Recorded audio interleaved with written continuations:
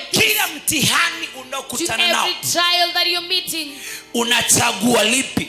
What are you choosing? Unachagua kumwacha Mungu? Are you choosing to leave the Lord? Ama kutembea na Mungu? Or you're choosing to walk with the Lord? Unachagua kumngojea Mungu? Do you choose to wait ama upon the Lord? kumwacha Mungu? Or you're choosing to Lakini leave the Lord? kumbuka ya kwamba Remember that hapo ulipo where you ni are, Mungu aliyekufikisha, it is the Lord that brought sio you nguvu there, yako. not by your strength. Kuna watu wangeulizwa, There are people who will be wangekataa. asked, they will deny it. Kuna watu wanaona ni kama umechelewa kuolewa. There are people who are Hapana, still getting married. nataka kusema ya I kwamba want to say that unaweza ukachelewa you kuolewa, can delay getting lakini married, ukawa na uzee wa raha, having a good ukawa na uzee wa but amani, you'll have a good, uzee wa a tabasamu. good ending of Maana life. kuna watu ambao Because they are wanacheka kwenye ujana, they are wanalia kwenye uzee, crying wanakuwa na mateso kwenye uzee. suffering in their Ninakuombea ya I kwamba am praying that kwenye nguvu ya kuchagua, in the power ulivyochagua that you've chosen, kuokoka, maybe you've chosen ukakataa shetani, you have denied the enemy, ukamkubali Yesu, you have accepted Jesus, hautaishi maisha you majuto. will not live a life of Nakataa regret. utaishi maisha I majuto deny you will not na live a life kutenga na maisha majuto.